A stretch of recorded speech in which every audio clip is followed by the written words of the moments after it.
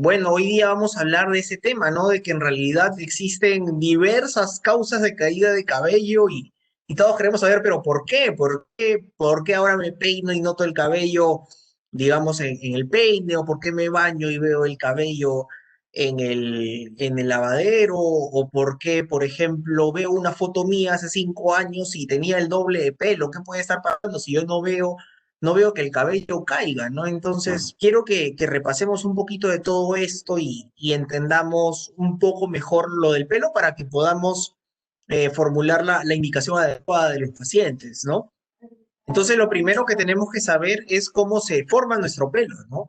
Hay que entender de que nuestro pelo en realidad, pues, es producto de algo que se llama anexos cutáneos, es una interacción entre la primera y la segunda capa de la piel y que va a diferenciar distintas estructuras en nuestro cuerpo humano.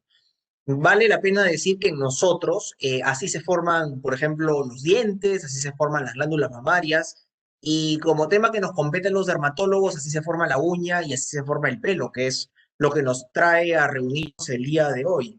Entonces, normalmente el folículo piloso pues interactúa con diversas estructuras, el folículo piloso no está solo, solamente un pelito que crece, sino de que va relacionado con una glándula de sebo, por ejemplo, a veces va acompañado de una glándula de sudor y también entra en relación con un músculo llamado músculo erector del pelo. Y como podemos ver en nuestra gráfica que presentamos a continuación, nosotros tenemos este músculo erector del pelo que está en relación con una zona que se llama protuberancia. Y es en esa zona llamada protuberancia donde tenemos las células madre del pelo para que pueda iniciar un nuevo ciclo de crecimiento del pelo, porque también sabemos a manera general que nuestro pelo sigue ciclos de crecimiento y de caída, que vamos a ir repasando posteriormente. Entonces, también quiero que sepamos de que en realidad los pelos no aparecen solos, como que un pelo por acá, un pelo por acá, un pelo por acá, sino aparecen a manera de estas llamadas unidades foliculares, que son grupos de generalmente 2 a 4 pelos que aportan densidad especialmente cuando están gruesos, ¿no? Entonces nosotros no tenemos un pelo o 2 pelos, así como tampoco tenemos 7, 8 pelos saliendo juntos, ¿no? Sino que generalmente son grupos de 3 a 4 que van rodeados de forma continua, ¿no? Y es lo que vemos normalmente en un cuero cabelludo saludable. Y también sabemos de que nosotros tenemos un ciclo regulado de crecimiento y caída de cabello, ¿no? Nosotros tenemos una fase de crecimiento que se llama fase anágena, tenemos una fase de reposo en la cual el pelo se prepara para caer, que se llama fase de reposo o catágena, y finalmente una fase en la cual el cabello ya se alista en lo final para caer y cae, que es la fase de desprendimiento o fase telógena, ¿no? Entonces, el pelo que normalmente está en fase telógena, posteriormente forma una nueva fase anágena gracias a estas células madre que se encuentran dentro del folículo piloso.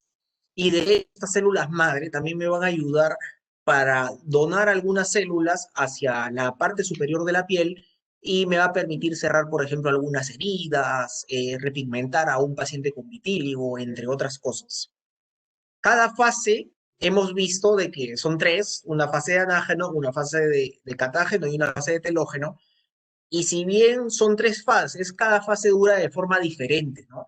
En el cuero cabelludo, que es el tema que nos trae el día de hoy, la fase de hecho más larga es la fase anágena. Estamos hablando de una fase que dura varios años, generalmente unos 5 o 7 años, en la cual el pelo va a estar en fase de crecimiento. Y esto, pues, pueden dar fe todas las personas que me escuchan que tienen el cabello largo, que notan de que, por ejemplo, pueden tener el cabello hasta la altura de la oreja, pueden tener el cabello hasta la altura del hombro o tal vez más abajo.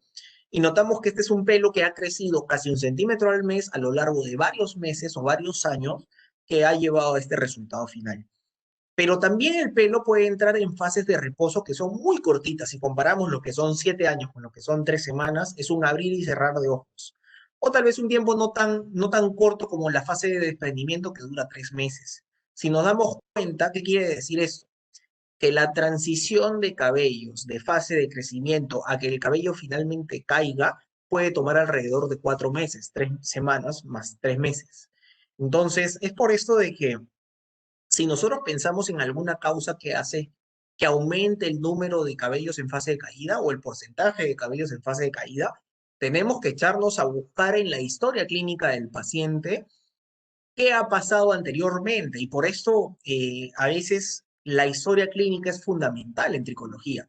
La historia clínica es fundamental para saber qué ha ido pasando con los síntomas del paciente para que pueda tener la caída de cabello que presenciamos actualmente. Y esto es muy sugerente de acuerdo a los síntomas, por ejemplo.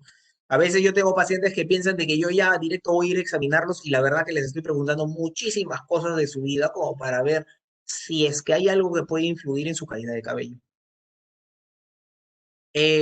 Asimismo, también es importante decir de que no todos los pelos entran en fase de reposo y de caída al mismo tiempo, porque si no, un par de veces o tres veces en nuestra vida tal vez nos andaríamos quedando calvos, sino de que nuestros cabellos entran en fases de crecimiento, reposo y caída de forma desincronizada, en las cuales, por ejemplo, dentro de esta población de pelos, yo puedo tener algunos que entran en fase de caída y posteriormente caen, y la densidad del cabello, la verdad es que no se ve tan alterada. Obviamente, si este porcentaje de cabellos en fase de caída aumenta de forma considerable, nosotros vamos a tener el efecto de notar más pelo que cae y además vamos a notar de que el cabello se empieza a ver ralo. ¿De qué otra manera podemos empezar a ver el cabello un poco ralo? De que el cabello no mantenga el grosor que tiene habitualmente, sino que progresivamente se vaya adelgazando. Nosotros tenemos normalmente algunos cabellos delgados, pero no son la gran mayoría, entonces esto no altera la densidad. Pero si yo tengo una enfermedad tan común como la alopecia androgenética, que hace que el cabello se adelgace y se achique y posteriormente en una fase final se caiga, el paciente puede ser que no sienta mucho esta caída, pero note que cada vez tiene menos pelo, que cada vez quiere, por ejemplo, una mujer tal vez atar su moño en el en el cabello y se den cuenta de que cada vez el moño es mucho más delgado. Entonces, son síntomas que hay que tener en cuenta con el paciente que estamos entrevistando. ¿Para qué nos sirve el cabello? Pues yo diría de que probablemente en los humanos la función más importante es protegernos de la radiación ultravioleta. Y en realidad nuestro cabello no deja pasar bien la radiación ultravioleta y actúa como un escudo. Y esto va a prevenir lo que es el cáncer de piel que puede ocurrir con mucha frecuencia en pacientes que han perdido el cabello. Pero sabemos bien de que la principal función del pelo en los humanos es una función social, de que muchos asociamos que el paciente o que la persona tenga una buena densidad de cabello o un cabello bonito y de aspecto saludable justamente a eso, a la salud del individuo. Y podemos pensar que una persona que tiene caída de cabello, pese a que tiene muy buena salud, pues podemos pensar que está enferma, que está débil, que algo anda mal. Entonces, por eso es que el cabello termina siendo muy importante para nosotros porque es de cierta manera parte de nuestra carta de presentación en el día a día. ¿Y por qué se nos cae? Pues yo lo que les trato de explicar a los pacientes haciendo una analogía con un problema bastante más común a lo largo de la vida de alguien, que es la fiebre, pues cuando alguien tiene fiebre, uno, por ejemplo, va al médico y el médico empieza a hacer algunas preguntas de los síntomas, de qué problemas tiene, y lo empieza a examinar, y así trata de determinar, por ejemplo, si esta fiebre viene por una afección del tracto gastrointestinal o si viene por una enfermedad respiratoria superior, tal vez de la garganta, por ejemplo, o tal vez una infección de vías urinarias, y de acuerdo a esto, pues se va a dar un tratamiento dirigido a la causa del paciente, ¿no? Pues lo que nos dedicamos a hacer en tricología es abordar al paciente con alopecia desde la misma perspectiva. El paciente con alopecia es un paciente que tiene una disminución de los cabellos, en realidad del pelo que tiene en la piel cabelluda, que va asociado a un síntoma generalmente de que nota un aumento del pelo que cae, y esto puede tener muchísimas causas. A veces puede ser algo que ocurre de forma estacional, por ejemplo, como algo fisiológico. A veces puede ocurrir después del verano, de que notamos un poquito más de caída de cabello y pues todo está bien, todo está normal. O de forma posterior al parto, yo creo que es un caso bien conocido. A veces pueden haber algunos problemas nutricionales de que hacen que el paciente tenga algún problema en los micronutrientes, generalmente hierro, o lo que es pues vitamina D y hace que el paciente sufra de caída de cabello. A veces puede ser de que el paciente tiene una dermatitis tremenda del cuero cabelludo o una enfermedad inflamatoria como la psoriasis que hace que el cabello se caiga. Inflaman el cuero cabelludo y favorecen de que el cabello pase a una fase de caída. A veces puede ser por una causa infecciosa, como puede ser una tiña, un honguito en el caso de los niños. A veces puede haber algún factor hormonal que esté jugando en contra, ya lo iremos viendo a continuación. A veces puede haber alguna predisposición genética, que creo que esto es muy común en la población en general, y todos tenemos en cuenta que es muy común en hombres, pero en realidad también yo diría es muy común en mujeres también, solo que a distintos grados.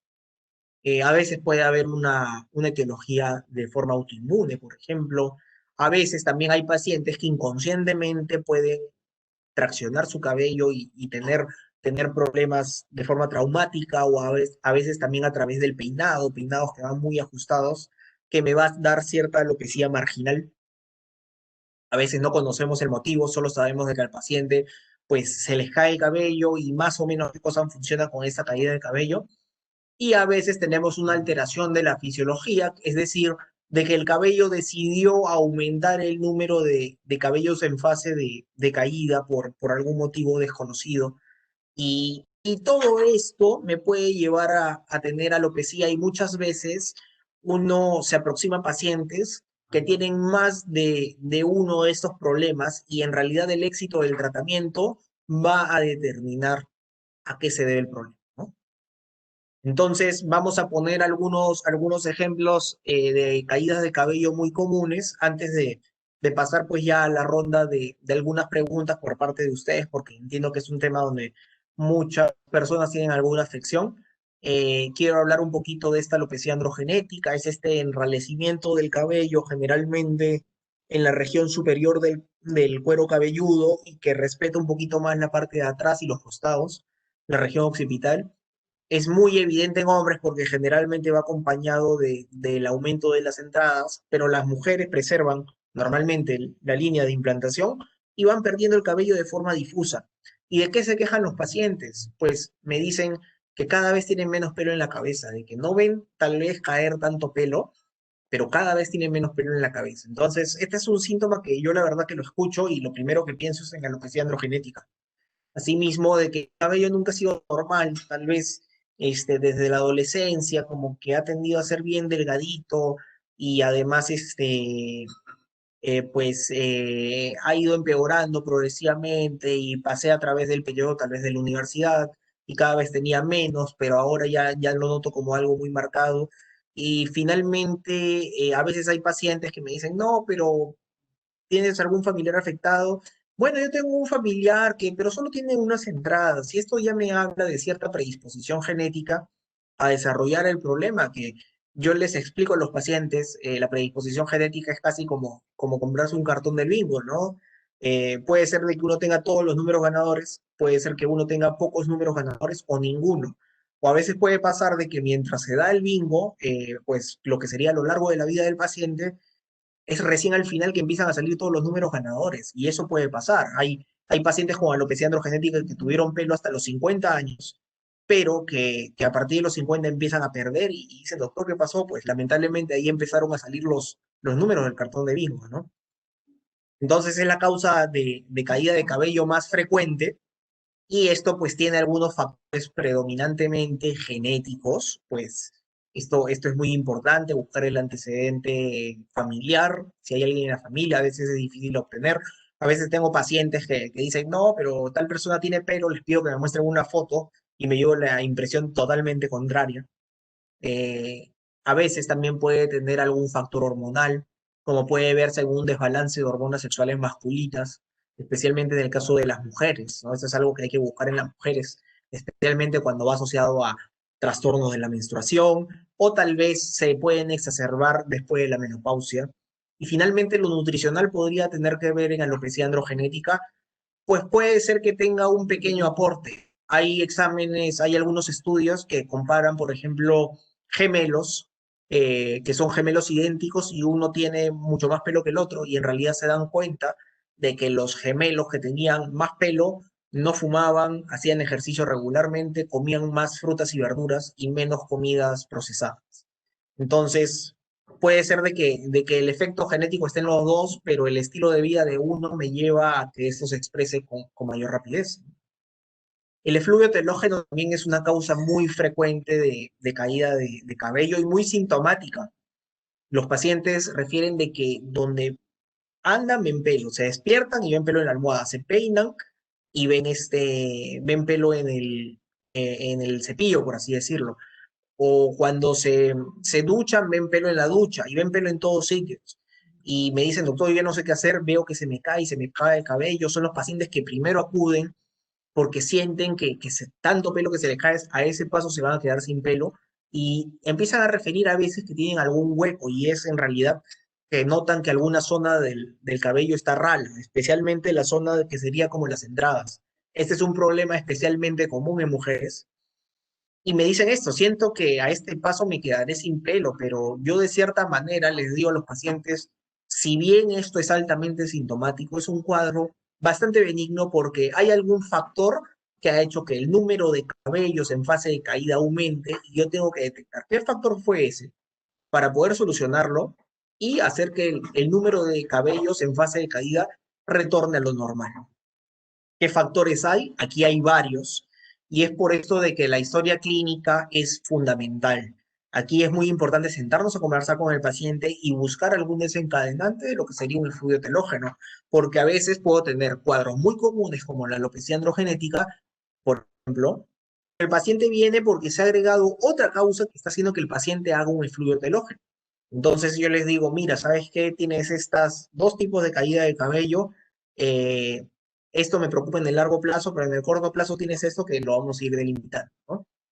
Acá tiene que ver mucho lo nutricional, la deficiencia de algunos micronutrientes como el hierro o el zinc. Tiene que ver lo fisiológico, como les comenté, por la caída incrementada después del verano, en el otoño. Tiene que ver lo inflamatorio. A veces tengo pacientes que vienen y dicen, se me cae el cabello y se me cae el cabello, doctor. Y a través de la entrevista yo llego a conocer de que muchos de ellos o muchas de ellas tienden a hacer reacciones severas de hipersensibilidad, de alergia al tinte. Entonces, cambian de tinte o dejan de teñirse el cabello y notan de que el cabello dejó de caer. A veces puede haber alguna causa hormonal, pero acá generalmente va relacionado al eje de las hormonas tiroideas. Puede haber un efluvio telógeno asociado también a enfermedades autoinmunes. Y también hay algo llamado efluvio telógeno crónico que yo le explico a los pacientes, que son generalmente mujeres, que son muy sanas, que no tienen ningún problema de salud, ni tampoco de índole de estrés, por ejemplo, importante, pero que sus cabellos, por algún motivo que desconocemos, han decidido acortar la fase de crecimiento del cabello, que ya no sea tal vez 7 años, que sea 2 años, y eso automáticamente va a aumentar la población de cabellos en fase de caída. Finalmente, otro tipo de caída de cabello muy común es la alopecia areata. Esto es bastante típico como que en algunos huequitos, generalmente es alguien que le refiere al paciente de que tenía un hueco sin pelo y que la verdad el paciente me dice, doctor, yo la verdad ni me di cuenta, no me duele ni nada, pero me fue a cortar el pelo. Un amigo me dijo, ¿qué te ha pasado? Que tienes un huequito. Y por ahí a veces algún paciente me puede referir de que tiene algún familiar al que le ha pasado algo parecido, ¿no? Y esta es una enfermedad autoinmune específica del folículo piloso. Yo les trato de explicar aquí a los pacientes de que sus defensas, sus glóbulos blancos se confunden y van y atacan al propio cabello. Entonces, mis tratamientos tienen que ir diseñados a disminuir la inflamación en esta zona que ha sido atacado el cuero cabelludo, pero asimismo también tengo que ver qué medidas voy a hacer yo para evitar que el paciente vuelva a recaer, porque de cierta manera tiene predisposición genética, como vamos a ver. Entonces, por ahí tengo que intervenir mucho en el manejo del estrés, en el manejo de las emociones, o también tengo que intervenir en la parte de la micronutrición, por ejemplo, ¿no? Alimentar bien a esta microbiota intestinal que regula nuestro sistema inmunológico. Entonces, fundamentalmente, este es un problema autoinmune y el paciente tiene una predisposición genética a que bajo algún periodo de estrés, sea psicológico, sea físico, por ejemplo, que tenga una fiebre terrible por alguna enfermedad infecciosa y posteriormente puede activarse un poquito estos genes de la alopecia areata.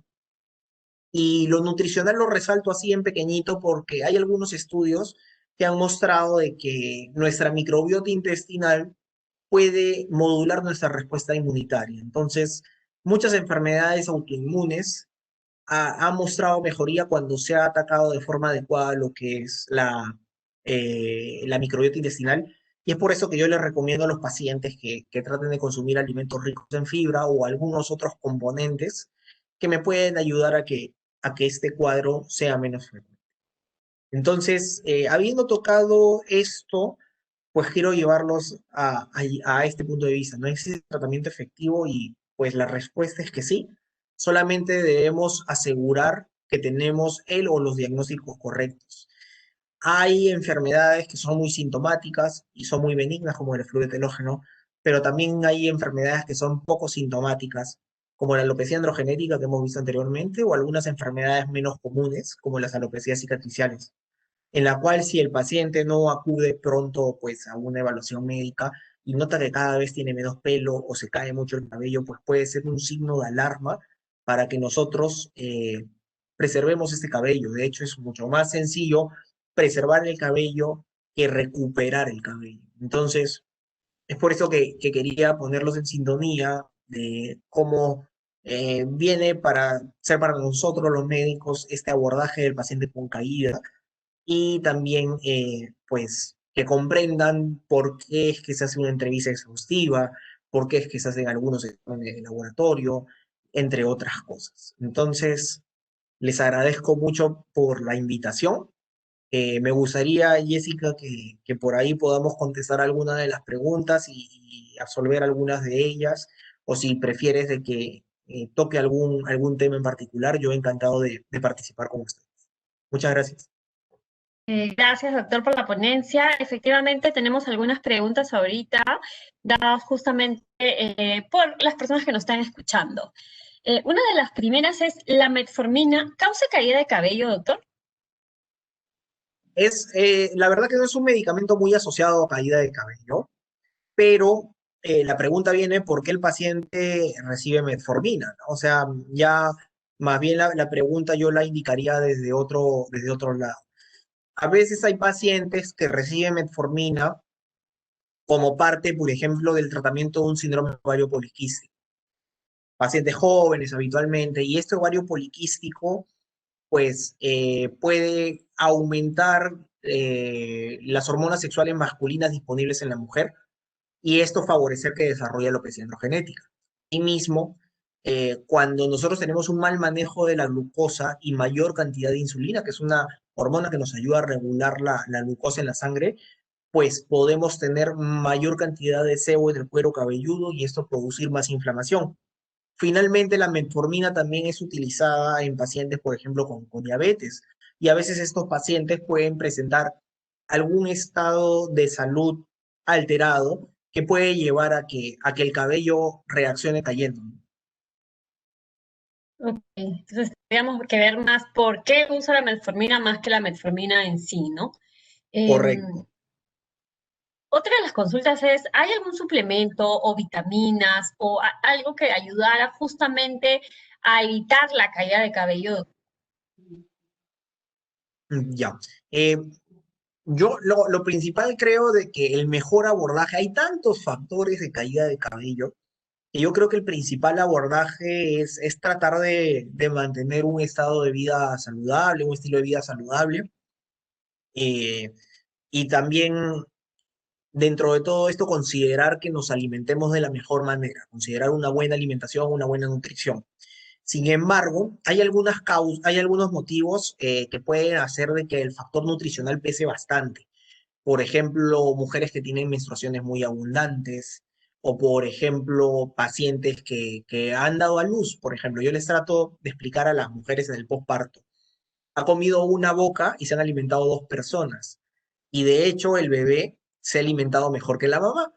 Entonces, la mamá, que con cierta caída de cabello que es multifactorial por las variaciones hormonales, por el estrés que puede sufrir durante el parto, pero asimismo también hay cierto factor nutricional.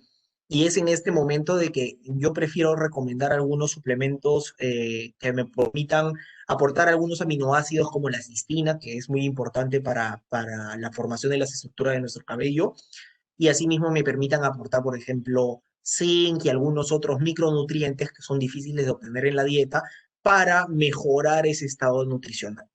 A veces también me puedo encontrar pacientes que en la entrevista pues veo que el estilo de vida es muy desordenado, es muy abundante, por ejemplo, en alimentos procesados que se caracterizan por ser muy carentes de micronutrientes. Entonces es en ese caso que también utilizo, por ejemplo, estos suplementos nutricionales que me pueden ayudar a tener un mejor resultado en el paciente. Incluso los pacientes refieren que la calidad de su cabello mejora bastante, ¿no? Uno de los suplementos que uso más, pues, es en realidad el Pilexil, que me permite tener todas estas herramientas a la mano. Y es cierto, además, hoy en día que también muchas personas de repente han cambiado hasta el estilo de alimentación con todo lo que ha pasado este año con el tema de pandemia, y también entendería que el estrés es un factor también muy importante hoy en día en la caída de cabello. Por supuesto, y aquí es bien importante ver la relación causal, ¿no? O sea, no es como que, bueno, esta semana ando muy estresado y el domingo se me empieza a caer el cabello. Si el domingo se me empezó a caer el cabello, yo tengo que como, bueno, como médico o como paciente, ponerme a pensar qué pasó en los últimos 3 a 6 meses que pueda haber causado esta caída de cabello. Tal vez me estoy olvidando de este dato, pero pues hace unos 4 meses tuve una enfermedad muy importante que me dio mucha fiebre, me sentí muy mal, me recuperé, pero meses después se me cae el cabello por ese grado de estrés físico que tuve importante. O tal vez he pasado por un periodo de duelo importante, por ejemplo, y esto hace que meses después se caiga el cabello. Entonces, si hay una relación temporal, podríamos decir, se debe a esto, y generalmente la gran mayoría de veces, si encuentro una relación temporal compatible, pues ahí quedo y le digo al paciente, mira, ¿sabes qué? Tu cabello se va a recuperar porque lo que has tenido es una caída aguda relacionada a esto. El estrés psicológico cuenta, sí, pero hay que buscar un factor importante. En el caso de las mujeres eh, que se pintan mucho y se tiñen mucho el cabello, ¿también puede ocasionar caída de cabello? Eh, Generalmente, en este caso, la caída iría en relación con si hacen una dermatosis del cuero cabelludo, si el cuero cabelludo se les inflama mucho después de algún procedimiento, por ejemplo, o ha habido una irritación muy importante, eso puede causar caída de cabello posteriormente.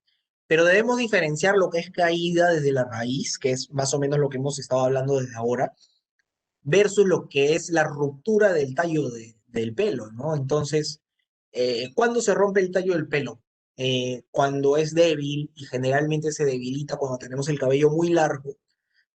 Por ahí quienes tienen el cabello muy largo se puede romper con más facilidad, porque es un cabello que ha estado cuánto tiempo creciendo y expuesto al sol, a la contaminación, a los peinados de forma habitual, entre otras cosas.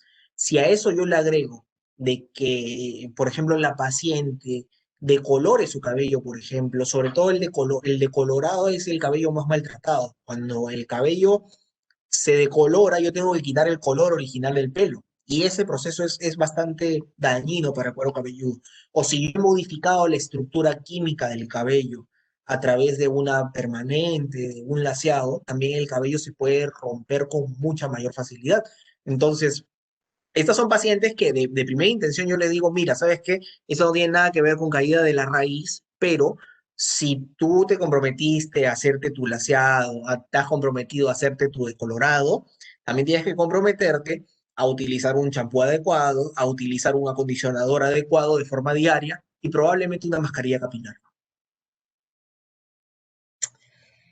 Ok, entonces eso es algo que tendrían que tener mucho cuidado muchas de las mujeres que nos están escuchando esta noche. Em, ¿El champú de ortiga, doctor, ayuda de cierta manera en la caída del cabello? Em, la verdad es que hay algunos extractos botánicos que han mostrado tener cierta ayuda en lo del cabello, pero la verdad que el champú de ortiga más bien muchas veces puede producir una pequeña irritación del cuero cabelludo, y yo prefiero no utilizarlo porque por ahí también he tenido casos por ejemplo, el cuero cabelludo es relativamente resistente y difícil de irritar.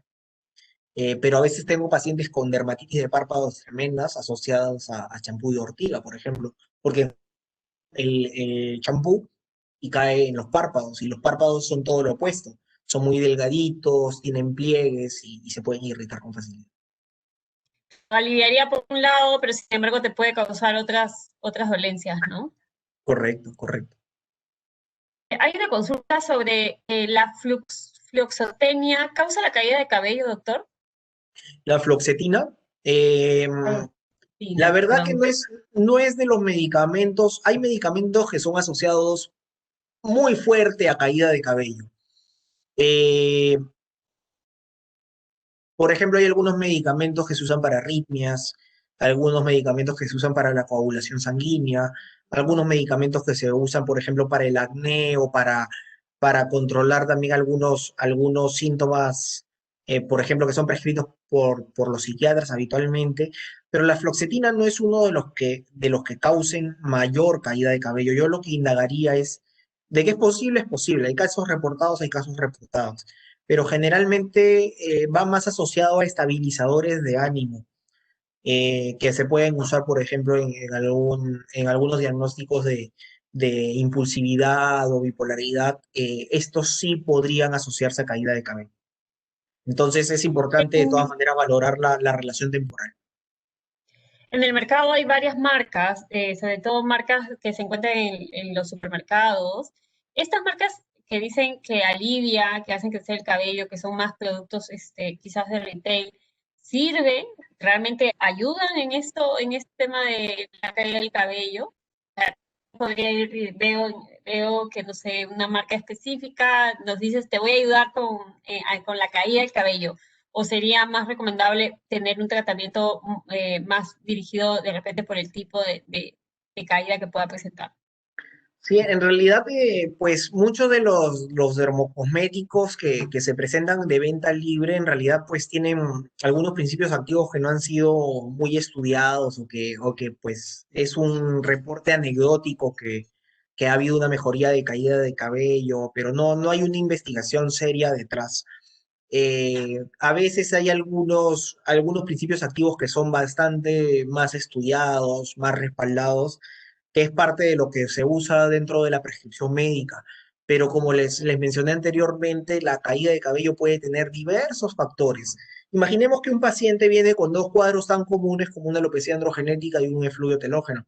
Y yo puedo hacer mejorar a veces el efluvio telógeno, pero la alopecia androgenética sigue ahí y ese paciente cada vez se va a ir quedando con menos pelo, de forma casi asintomática, si es que yo no hago algo al respecto. Entonces, a veces es más bien el hecho de no consultar a tiempo puede ser un poco contraproducente para el paciente. En el caso de los deportistas, doctor, que utilizan diferentes tipos de suplementos, la creatina, ¿produce la caída de cabello? No, en realidad no hay caída de cabello asociada pues al consumo de creatina. De hecho, la creatina pues puede ayudar a mejorar la producción de energía. Incluso hay algunos estudios que sugieren de que la creatina puede tener algún efecto sobre lo que es ya la parte del intelecto, de la actividad neuronal. Entonces, no, la verdad que no hay caída de cabello tanto asociado a creatina. Sin embargo, en el uso de suplementos deportivos, algo que sí se tiene que tener bien en cuenta es que es conocido que muchos suplementos vienen contaminados pues, con anabólicos esteroideos. Entonces, el uso de anabólicos esteroideos sí está vinculado a caída de cabello, a un empeoramiento de una alopecia androgenética. Y no solo eso, también al empeoramiento del acné, de la seborrea y otras cosas así. Una persona que nunca ha sufrido de caída de cabello, ¿puede el champú normal o el que utiliza continuamente o cotidianamente, puede exacerbar o puede en algún momento dado hacerle daño? Eh, si nosotros utilizamos un champú que es muy irritante, que tal vez no tiene el pH adecuado para la piel del paciente, sí puede agravar cierta caída de cabello y si el champú no es de muy buena calidad, pues también lo puede resecar y romper la hebra de pelo como hemos conversado anteriormente, ¿no? Sin embargo, muchas veces la caída como por productos de cuidado diario es anecdótica. Muchas veces pasa de que el paciente piensa de que se le cae mucho cabello cuando se baña, por ejemplo, y dicen, ah, ya me voy a lavar el cabello con menos frecuencia. Al final lo único que terminan haciendo es acumular más grasa en el cuero cabelludo y de cierta manera desarrollar en ocasiones una dermatitis seborreica por el exceso de grasa que tienen en el cuero cabelludo.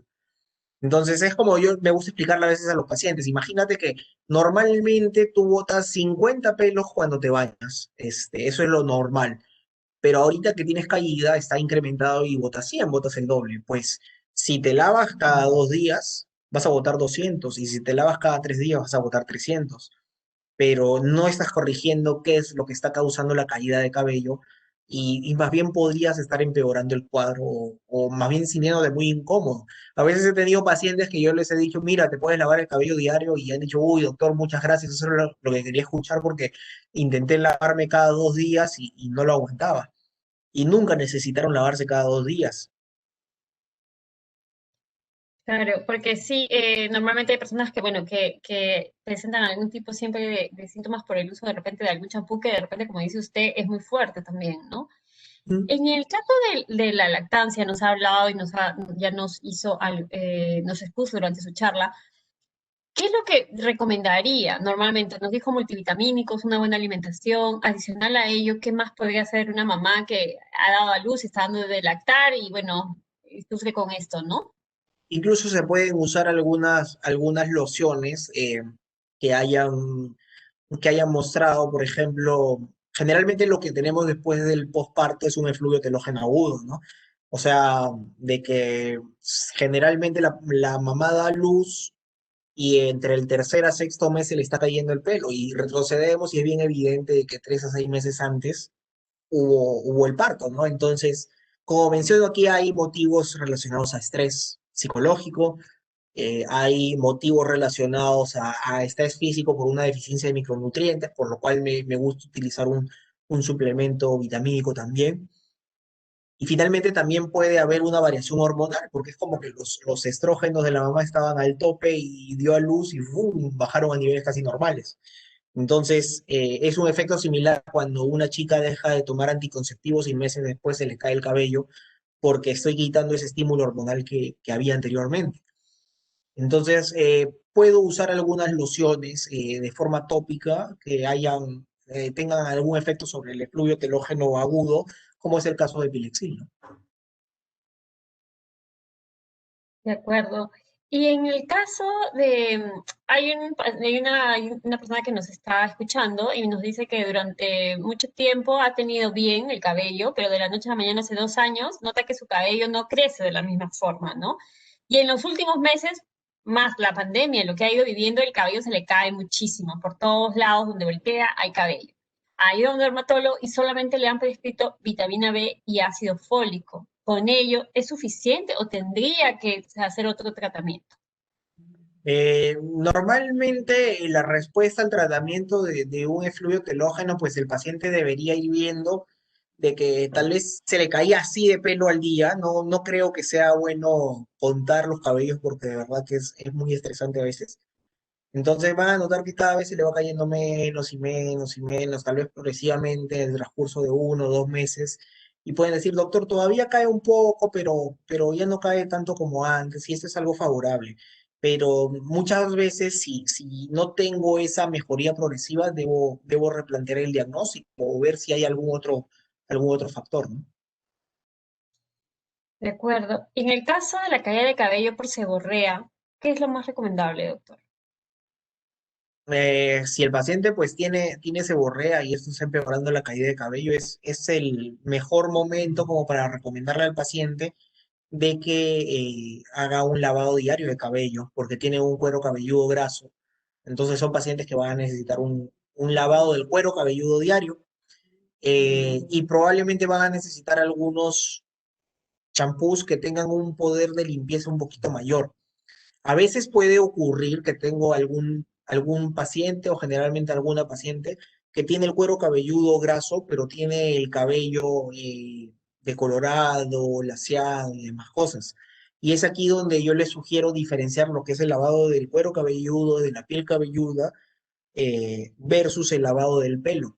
Entonces, probablemente esos son pacientes que el lavado del pelo lo van a hacer con un champú muy suave y probablemente no lo hagan todos los días y además van a usar acondicionadores y mascarillas como mencioné anteriormente, pero el cuero cabelludo sí lo necesitan lavar de forma diaria y probablemente necesiten algún champú medicado para la seborrea y dermatitis seborreica. Una de las consultas que veo seguidas dentro del chat es, una vez que ya empiezo un tratamiento por caída de cabello, ¿en cuánto tiempo puedo ver el resultado? Ya, esto depende del factor y esta también me lleva a una pregunta que tengo por mucho tiempo, ¿no? Generalmente el resultado va a depender del medicamento utilizado. Hay medicamentos que toman un tiempo en actuar, que pueden tomar 1, 2 meses, 3 meses, 6 meses, un año, dependiendo de la causa. Si es una reposición, por ejemplo, por un efluvio telógeno, pues yo debería ir viendo que progresivamente a lo largo de 2 meses este síntoma va mejorando. Pero si tengo un paciente con alopecia androgenética, pues, por ejemplo, a veces el paciente puede notar inicialmente un empeoramiento. Acá usamos mucho el minoxidil, yo uso personalmente muchísimo el minoxidil, especialmente en vía oral, y los pacientes pueden notar que al principio se les cae mucho el cabello. Es más, yo los preparo para eso. Les digo, mira, puede ser que en los primeros 2 meses notes que el cabello se cae mucho y al tercer mes ya notas que el cabello está un poco mejor. Y entonces es lo que me dicen los pacientes. Vienen y me dicen, doctor, sabe que tuvo un empeoramiento, pero me acordé de sus palabras y ahora noto que el cabello está mejor, está creciendo de a poquitos y hay que tener un poco de paciencia para ver que el cabello crece y crece y crece. Eh, el tiempo es variable, en resumen, y también es variable el tiempo que tiene que durar el tratamiento.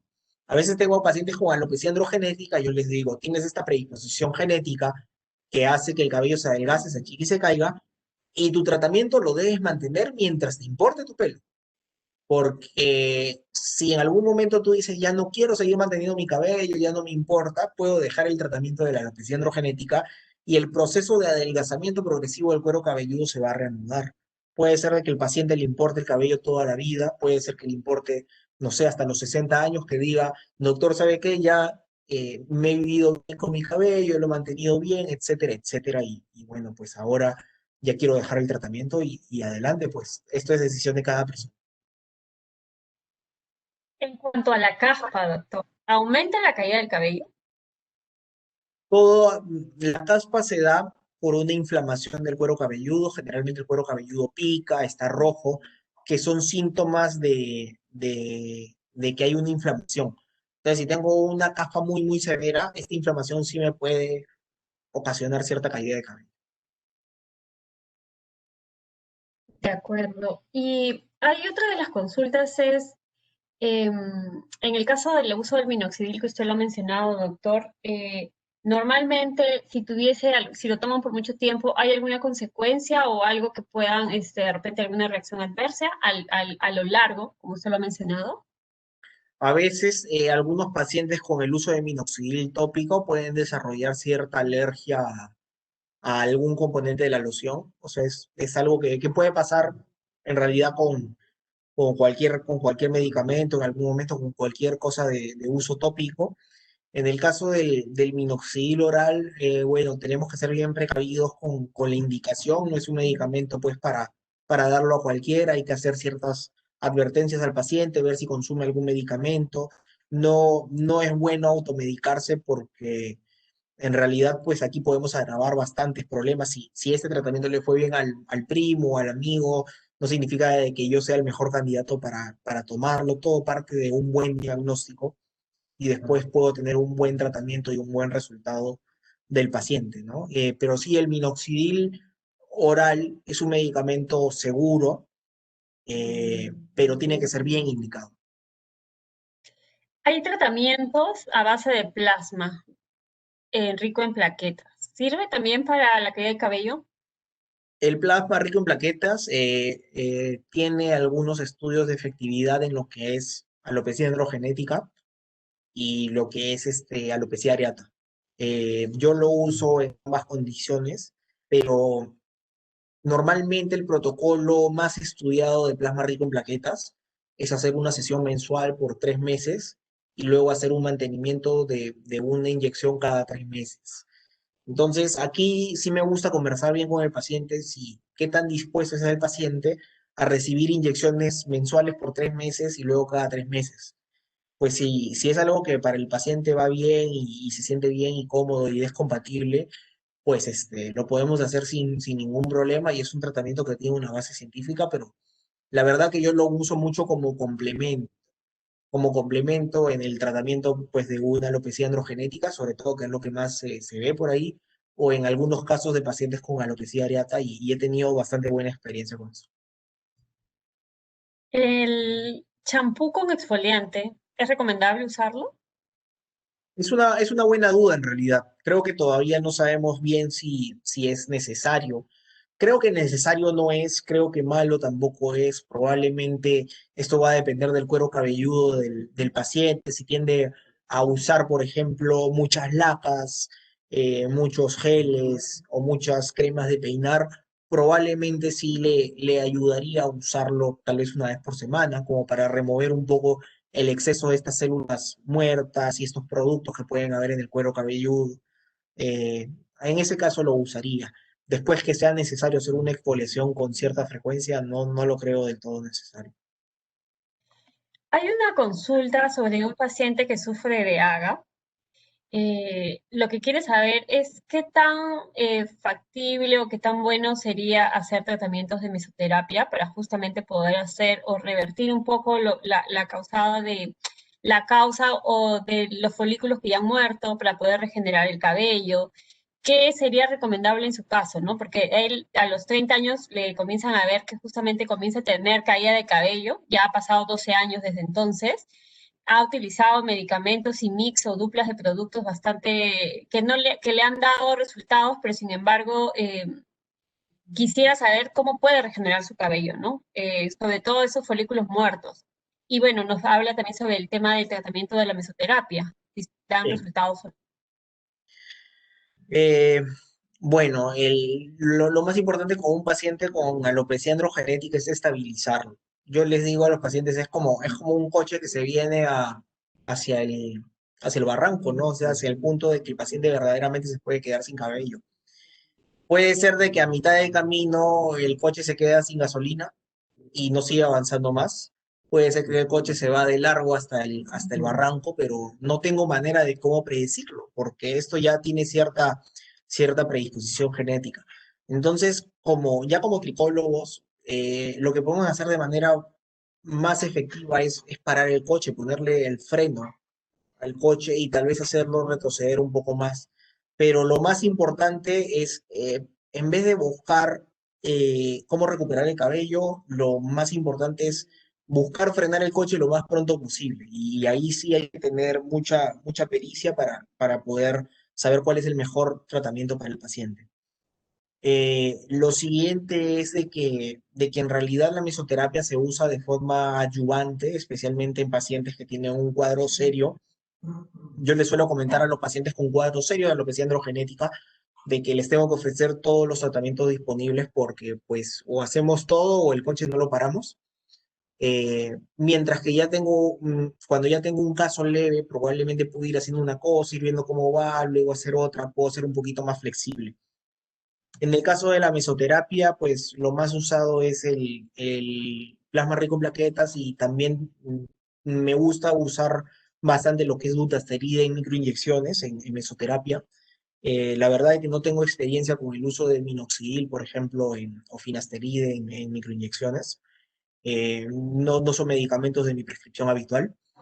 Eh, y con respecto a lo que es células madre, porque hay muchas personas que piensan que las células madre les va a ayudar a regenerar los folículos pilosos, pues eh, ahorita todo lo que hay en investigación de células madre es a nivel pues laboratorial y lo que han mostrado los análisis ya de laboratorio es que favorecen el crecimiento en cabellos ya existentes, pero no generan nuevos folículos. Cuando yo tengo un paciente que ha avanzado y que ya lo he estabilizado, lo que le puedo ofrecer es hacer una cirugía ya de reposición, es decir, un plan de capilar, Y para esto yo tengo que tener ciertas condiciones. Tengo que tener un paciente que está estabilizado y que asimismo tiene una buena zona donante. Entonces, porque yo desvisto un santo para vestir al otro en un trasplante capilar. Y yo tengo que tener en cuenta de que si este paciente no lo estabilizo, yo lo puedo trasplantar, mantiene todo el pelo trasplantado, pero sigue perdiendo el resto. Y ahí vienen muchos casos de fracaso de trasplante capilar que en realidad pasa que no tienen un buen tratamiento médico detrás. Entonces, todo eso hay que sopesarlo, no es del todo sencillo. Aquí importa mucho la experiencia para tratar estos casos.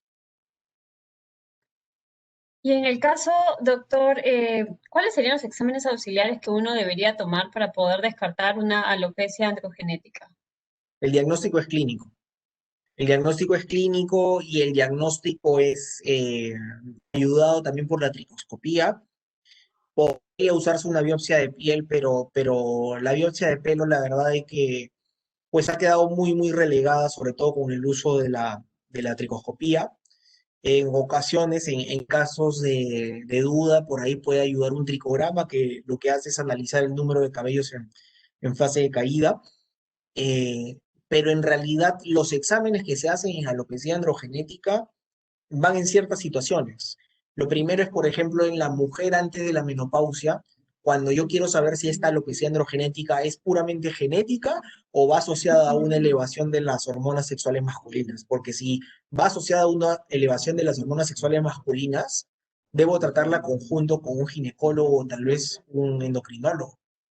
Eh, y en el caso de hombres, básicamente si tienen más de 40 o tal vez 35 años en ciertos pacientes, yo debería ver si los pacientes, si puedo solicitar un examen de antígeno prostático, porque la misma hormona que hace que el cabello se caiga hace que la próstata sea grande. Entonces, yo puedo ver el cabello del paciente, pero también tengo que saber de que su próstata puede pasar por un proceso de agranamiento o hipertrofia.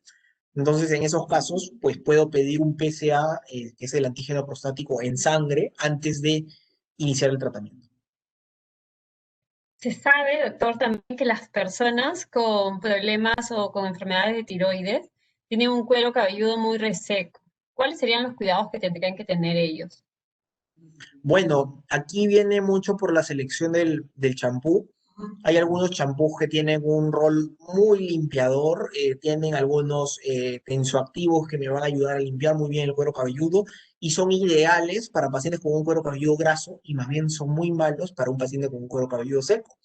Entonces, si yo selecciono un champú con algunos tensoactivos que permiten el tratamiento y la limpieza de un cuero cabelludo que tiende a ser más, por así decirlo, seco, pues va bien. Si yo selecciono un champú que más bien me aporta algunos aceites, como por ahí el aceite de coco, hablando de las diferentes, de los diferentes alimentos o compuestos naturales que me pueden ayudar, el aceite de coco es un excelente hidratante. Eh, o por ahí yo puedo tener, por ejemplo, la presencia de algunas proteínas hidrolizadas que también me puedan ayudar a reparar un poco el cabello, pues esta selección adecuada del champú me puede ayudar a tener un mejor resultado del paciente. ¿Es recomendable lavarse el cabello todos los días, doctor? ¿O produce Esto, caída? esto depende del paciente, definitivamente no produce caída, esto es dependiente de cada paciente. Si yo lo que les invito a darse cuenta es, a veces tengo pacientes que dicen, yo me lavo el cabello con muy poca frecuencia porque se me cae el cabello. Y yo les pregunto, el día que te toca lavarte el pelo, ¿cómo llegas? Como que, ya, me voy a lavar el pelo y normal. O llegas, me tengo que lavar el pelo sí o sí porque no aguanto más como tengo la cabeza. Si la respuesta es la segunda, definitivamente el lavado con pausas no es la mejor opción para ese paciente. Pero si el paciente se siente tranquilo, que puede dejar de lavar el cabello un día y no pasa nada, que no siente mucha grasa, el cuero cabelludo no huele mal, no tiene descamación, pues puedo manejarlo tranquilo con el lavado de forma interdiaria.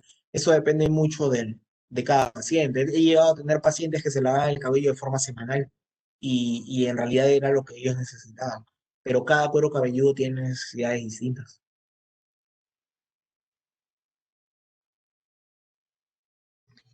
¿Y las personas que tienen cabello graso también son propensas a tener caída de cabello? Sobre todo si es que no manejan bien el cabello graso y hacen un lavado inadecuado, o más bien no escogen los champús que tienen un efecto más limpiador, sino escogen los más hidratantes. O a veces el famoso, algo que se ve con mucha frecuencia es en estos días el champú en seco, ¿no? Y lamentablemente el problema del champú en seco es que no saca los residuos, o sea, los deja ahí pero no los enjuaga. Entonces, es problemático, ¿no? La idea es seleccionar bien qué champú me sienta, me cae bien, mantiene mi cuero cabelludo saludable. Y por otra parte, solo como por anécdota, muchas veces tengo pacientes que llegan con un cuero cabelludo en perfectas condiciones, pero un poco de caída de cabello. Y me preguntan si tienen que cambiar el champú. Yo les digo, pues el cuero cabelludo anda muy bien. Entonces, si más bien quisieran que su cabello tenga más brillo, esté más fuerte y otras cosas, pues ahí el champú juega una cosmética importante, ¿no? Y hablando de todo el tema de hoy en día, se utiliza mucho el colágeno y hay muchos médicos que lo prescriben. Hay pacientes que indican haber consumido el colágeno y haber notado que el cabello ya no se le cae como antes. El temor es, ¿qué pasa si dejo de tomar colágeno? ¿El colágeno influye también o ayuda a evitar la caída de cabello? A veces podemos tener algunos efluvios telógenos que son transitorios.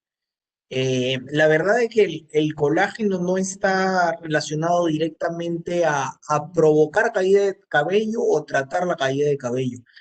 Eh, a veces puede ser de que el colágeno que toma el paciente venga acompañado de otros micronutrientes que sí pueden mejorar la salud metabólica del paciente, que puedan tener un poco de de cobre, de magnesio y otros micronutrientes que sí me pueden ayudar a tener una mejor salud y el paciente lo asocia, tomé colágeno, pero no lo asocia con que, el colágeno también tenía esto, también tenía eso, también tenía eso. Entonces, más bien era lo otro que me aportaba alguna diferencia en el cabello. Y doctor, bueno, ya para terminar, una de las últimas preguntas es el trasplante capilar. ¿En qué momento llegamos a hacer un trasplante capilar? ¿Qué casos? ¿O si es recomendable para todos o no? Lo primero que tengo que decir aquí, pues una cosa es en hombres y en mujeres, ¿no? Hay contraindicaciones para el trasplante capilar. Y hay situaciones en que el trasplante capilar no está indicado.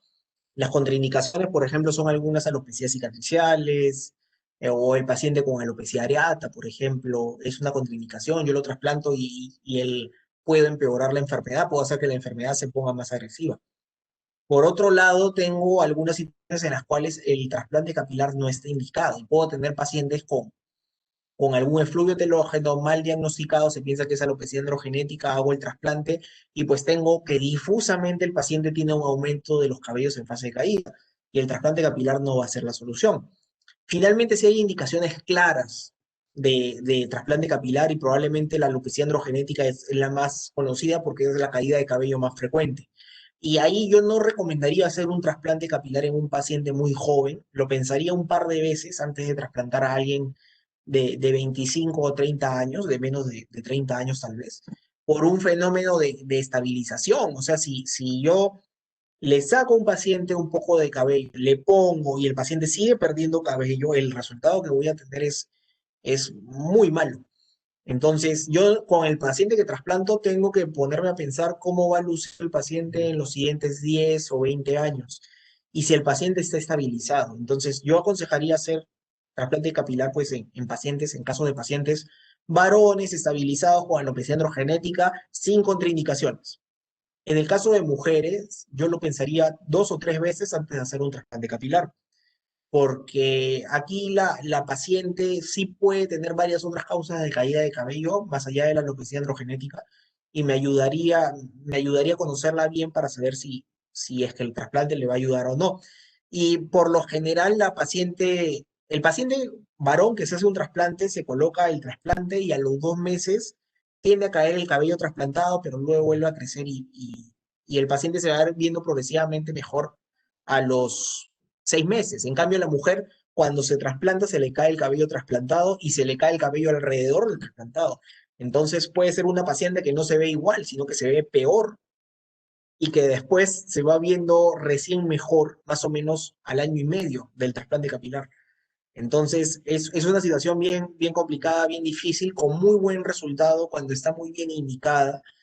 Cuando se hace una buena técnica de trasplante, pues puede ser todo imperceptible, pero aquí se requiere mucha comunicación con el paciente. El trasplante capilar no es curativo, se requiere estabilizar al paciente adecuadamente para poder proceder a hacer un trasplante. Muchísimas gracias, doctor Aldo. En verdad que ha sido bastante productiva esta charla con usted. Hemos podido ayudar y poder resolver muchas de las preguntas que nos han formulado. Ha habido otras que quizás han quedado todavía de repente sin contestar. Vamos a irlos leyendo y en la medida que podamos responderlo a través de nuestras redes sociales. Doctor, ¿dónde pueden ubicarlo? Claro, gracias.